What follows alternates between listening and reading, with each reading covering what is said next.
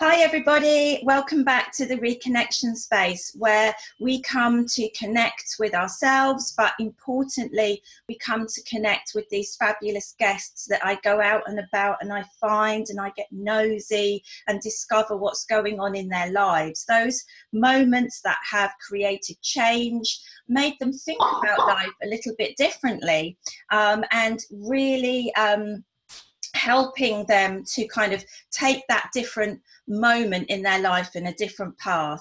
And today I have Tracey Baum here. So Tracey, welcome to the episode. Nice to be here, thank you. You're very welcome. And as usual, as you know, I don't go into depth with my guests beforehand about what their story is because I like to hear it almost as fresh as you all do. But Tracey has agreed to share that wonderful story. But Tracey, first of all, tell everybody a little bit about yourself and what's going on in your life right now. So hello everybody, I'm Tracey. I run a company called Tracey Baum Coaching. Basically, I am a business coach and a life coach and something called a master NLP practitioner, which very simply means we just do things in a different way and help people get to different outcomes in their lives. And I'm also a clinical hypnotherapist and a trainer of NLP hypnotherapy and coaching courses, and I regularly speak at various events. Wonderful. So a whole mixture going on. Yeah, I think there's a big bag. I love that. I tend to find that people that are in fields such as we're in have a whole magpie bag of different things, and we kind of collect it all, don't we? Oh yeah, add a little bit of EFT and some mindfulness to add in every so often, and I have a very low boredom threshold, so everything in its place gives me a chance to do lots of different things, but always with the outcome of looking at making people's lives or businesses better and different. Brilliant. Great. I love meeting colleagues that are also in the business of helping people get reconnected, because that is what it's all about. So Tracey, I've known Tracey for about 5 or 6 months. Tracey came and joined a business group that I run in St Albans, and has really got to grips with what that's all about and has brought some fabulous guests along to our lovely group in St Albans. So thank you for that. But although Tracey and I have always, we've chatted business and we've had coffee, I don't really know much about Tracey, so I'm really excited. What you're going to say. So Tracey, please share with us your reconnection moment. So many years ago, too many than I care to remember, I started my life out in nursing. Went straight from school, thought I could leave home, didn't want to go the university route, leave home, earn money. In those days, nursing was done on the wards, not in university. Yeah. Did my nurse training, qualified as a staff nurse, went up to junior ward sister, was running a female medical ward in one of the local hospitals to me. Was enjoying my life, was really good. Had a back injury at work, which kind of took me out completely. I was ended up on traction for 6 weeks and 6 months off. Worked in total, industrial injury, everything else. Just before that, I'd applied to do my nursing in America exams and passed, thinking that'd be really good. A friend of mine and I, we were going to go over to America, earn our fortune, because you get paid loads more over there than you do over here. Have a really good standard of life for 2 or 3 years, send all the money back here, and carry on doing what I was doing. Then back injury took that completely out of the equation because I couldn't carry on nursing. Thought what I needed to do. So another friend of mine who was supposed to be going to Australia for a year, with another different friend, that friend dropped out. I couldn't go to America, so I went and dumped on her Australia trip, and we went around the world for a year. Wow. And experienced all different things in the Far East and Australia, and drove around in an old station wagon that didn't work, and had some wonderful adventures, learned a lot about ourselves, and came back and thought, what can I do now? Kind of missed out on doing the university thing, so I thought I'd like to go back and do that, but what would I do? So I went to West Herts, London college, which was part of Brunel University, and did a social work and counselling course. So I became a social worker. Gosh. And then ended up in Hertfordshire again, working in a children and families team, which basically, for those people that don't know anything about social work and children and families, basically means working in child abuse.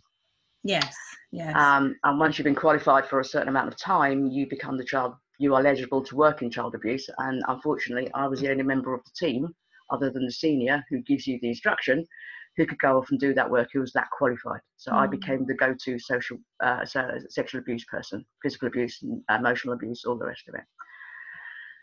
And then I was doing that. And I didn't see the brick and the sledgehammer that came and knocked me over. I didn't see it coming. I was working really long hours. I was working with parents with teenagers, as well as doing all my legislative requirements with regard to social work and child abuse. And then after about 2 or 3 years of doing that of social work, the sledgehammer came and took me out. I mean, it literally just took me out. 1 minute I was walking and talking, and the next minute I was sitting in a room quivering and shaking and crying and couldn't stop. I just think just reflecting on that. So, this is something I guess you hear and I hear a lot, where if you're so busy being busy, you're not listening to those small grains of sand messages. And the saying is, it turns into a pebble, it turns into a rock, and then a big boulder comes and hits you upside the head when you least expect it.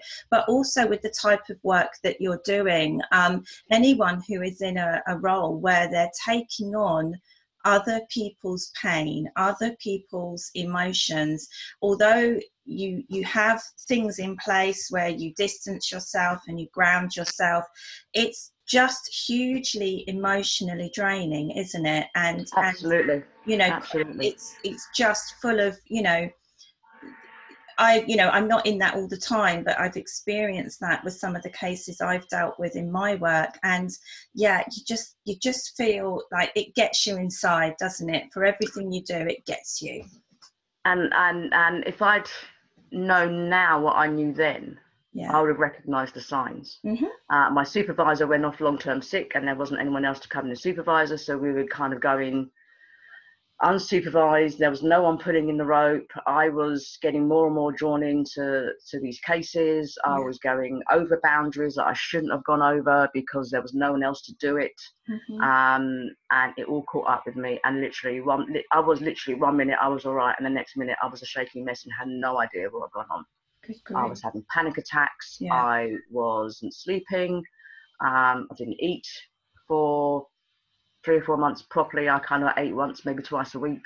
My whole body just shut down, and I would have said then I had no warning. And obviously there must have been loads of warnings, but I didn't recognise them. I was a counsellor. I was counselling people, families, children, as well as doing my professional banging on the door with a police officer. We've got this report about you and this child. Can you talk to us about it?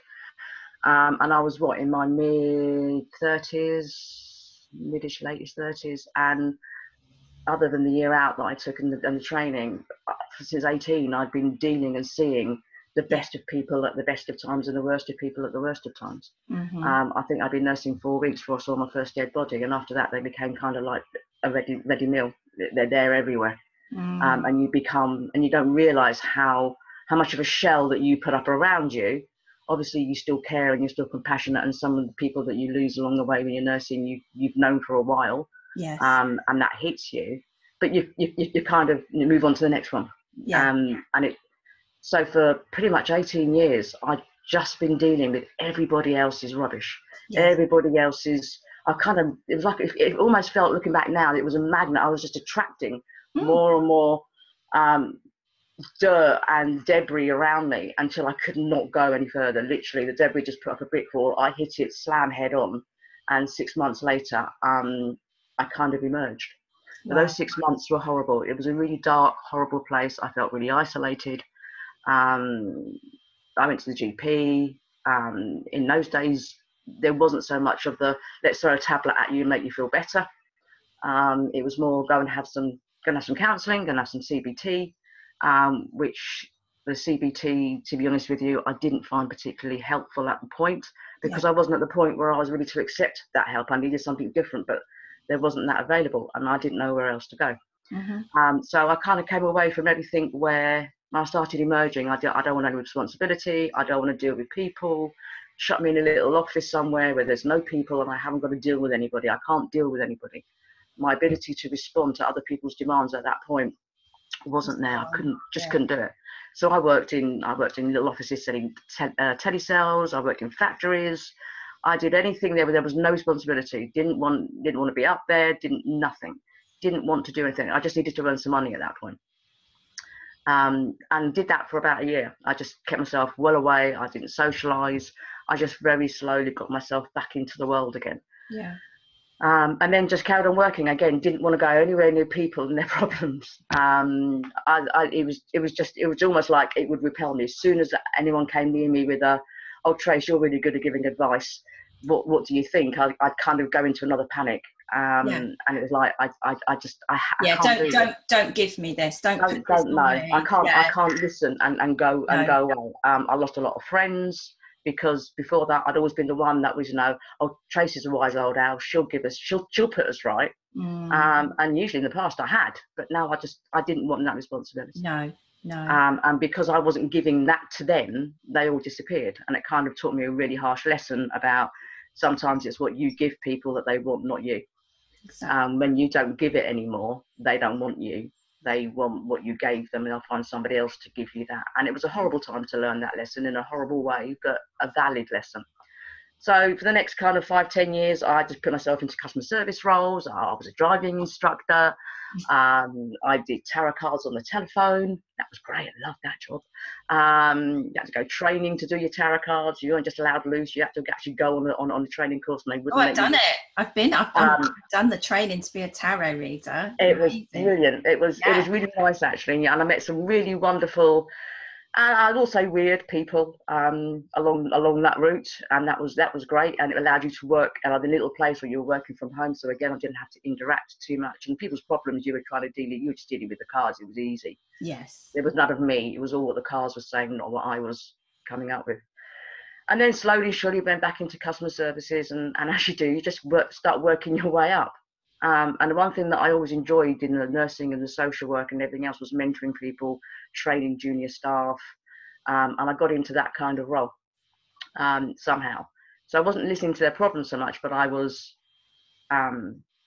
moulding them in the way of watching and going off, and ended up being customer service supervisors, managers, training development, you name it, complaints, dealing with other people's misjustice of the world. But I really didn't like working for other people. No, but it's interesting, isn't it, that although you tried to give yourself to sort of cut yourself off from that, that's obviously the work that you're here to do, is to actually, and it didn't matter what you did. It was like, well, try doing it this way then, and then the universe says, try doing it that way, because you know what, you're not getting off the hook. No, so I was carrying on. One of the things I do socially is I belong to a local writing circle. We went on a college course, and we all just carried on going. That was 10 years ago, and we all still meet weekly, locally. And I don't think anyone's actually published a book yet, but we're all talking about it and keep writing and keep reading. And one of my friends in there who was a marketer, was telling me that she was about to go and start her 5-year university degree course in counselling and psychodynamic theory.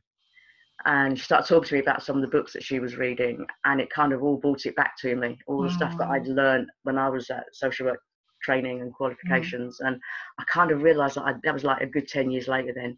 I'd missed it.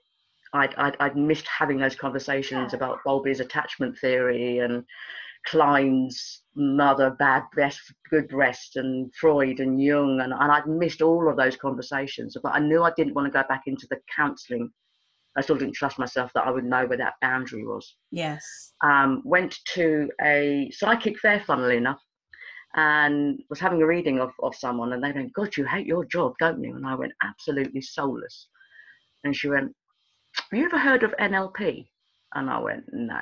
And she went, "I think you'd be really good at NLP. Go and look it up." So I came home and I looked up NLP. So I was talking with my friend about maybe I want to get back into it. Maybe I'll look at CBT or cruise bereavement counselling, because it was shorter term, and I wouldn't get that longer term involvement with people that I was struggling with. found NLP and wondered why everybody wasn't doing this, because it makes so much sense. There wasn't a huge amount of science around it. There's a lot of techniques and wordy bits, but it was just a basic concept of, if someone's doing something well, copy what they do, find out how they do it and do what they do. Don't reinvent the wheel. It's already been done and it works. But looking at the little bits of it, and then it just made sense to me. It resonated so much with me that I could do this, because NLP, as opposed to my counselling side, NLP is about the how you do something, not the why. Yes. So when you find out how someone does anxiety, you just change the anxiety. You don't need to know the 30, 40 years that's brought them to that point. You just change their strategy of dealing with that. But you do it on the unconscious basis. So you're it's not like CBT where you're giving them different actions. You're changing it on the belief. Mixing that with hypnotherapy, which I found a course up in Hitchin, which taught NLP, hypno and coaching. I never even thought about hypnotherapy. Loved it, discovered it and loved it. And the coaching side just kind of tied it all together in a really nice little package. And it was about, I could do what I loved doing, which was being there and helping people make a difference in their lives. Yes. But I did it in a different way that allowed me to do it, that was protecting me, but allowed me to connect back to the bit of me that has always been, I like helping people. Yeah. I find it really rewarding to have somebody who's stuck in whatever place that they're in and be able to move them past that point. And I think, having been through the experience that I went through, I have a whole different understanding of how debilitating it can be, how scary that can be. Yes. Whether it's just having the panic attacks, whether it's I have no idea what to do with my life, which is a life coaching bit comes in, helping people do business coaching, which has taken a little while to develop. Although I was always qualified at it, but it was something that's only come to me as a really big interest in the last 18 months, 2 years, because I think I needed that time to build up my own business, to see where it was going and all the mistakes that I made, that then I could then go, well, hang on a minute, let's step back. Yeah. So I found this really nice, neat little package that fits really well with me. I'm my own boss. I work when I want to work. If the sun is going to be shining and I know the sun's going to be shining, I just don't book anybody in. I love going networking because I meet some really great people and I've made some really good friends, and hopefully the new networking groups that I joined at the beginning of this year, one of them being the Busy Women, those will develop into friendships that my past networking will take me into. So I love the fact that I get to go out and meet people regularly. It makes a break to working on your own because it can be quite lonely. I love the fact that I can now help and change people in a different way that I don't walk around with anymore.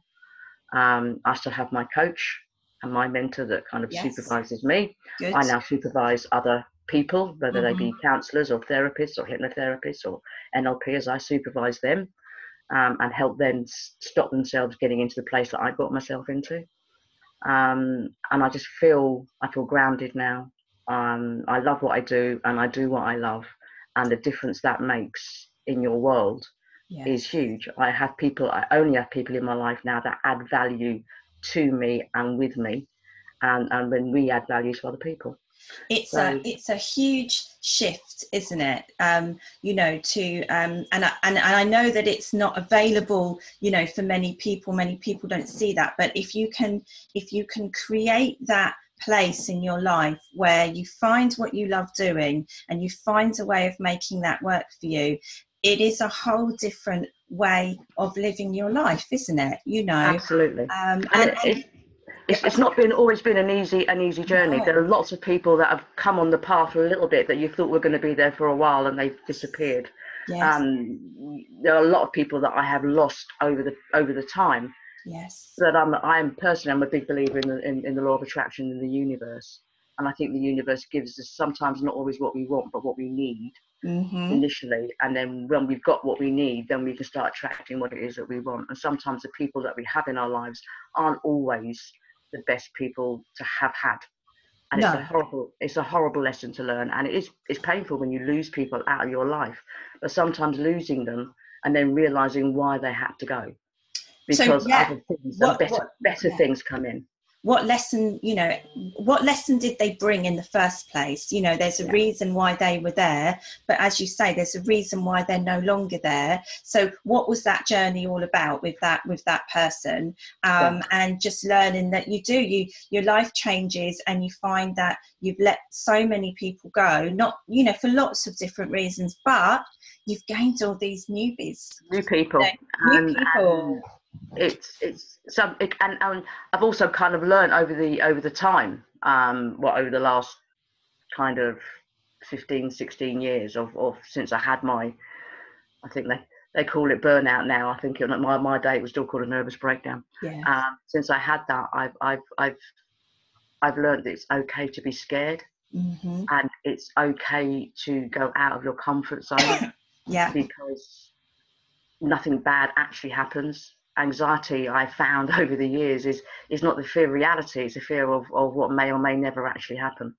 And when you let the fear of what may or may never actually happen stop you having a go at something, you might be really surprised at the result. Because the reality I found of the situation, whatever that might be, whether that's I really hate going to the dentist and I get really panicky, whether it's I've got to start a new job, whether it's I've got to go into a network meeting and meet new people I haven't met before, the reality of the situation is never as bad as the monster we create with that fear of what may or may never happen in the future. Here you are now. I am now. I try anything. Someone says to me, Tracey, can you do it? I just go yes, and then I work out afterwards how or what, where, and then just do it.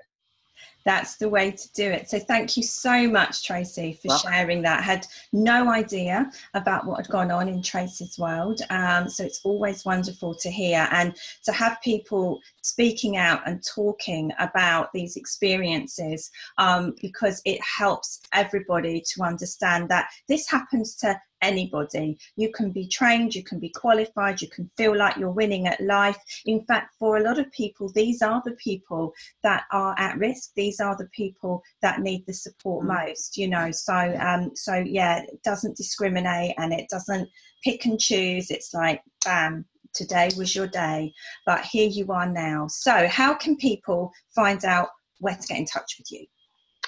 So I have a lovely website, which is www.traceybaumcoaching.co.uk, all one word. They can find me on Facebook under @TraceyB Coaching on my Facebook page. I'm a real techno numpty. I have an Instagram page, but I have no idea what it's called. And I'm on LinkedIn, so just people type in my name, they'll find me. And I'm on Twitter I think my handle is @TB Coaching.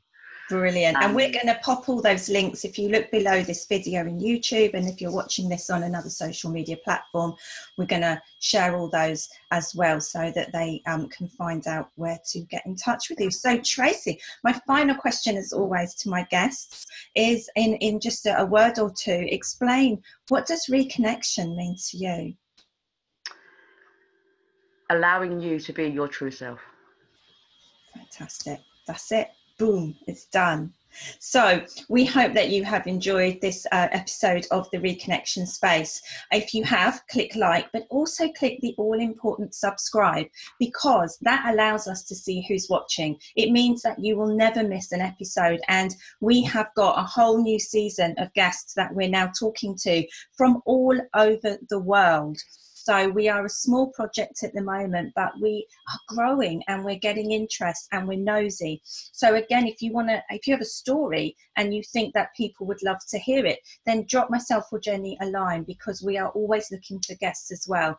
So Tracey, once again, thank you for being our guest here, and thank you for watching, and we wish you a mindful and restful week, and we'll see you again here on the Reconnection Space. Bye bye, everybody.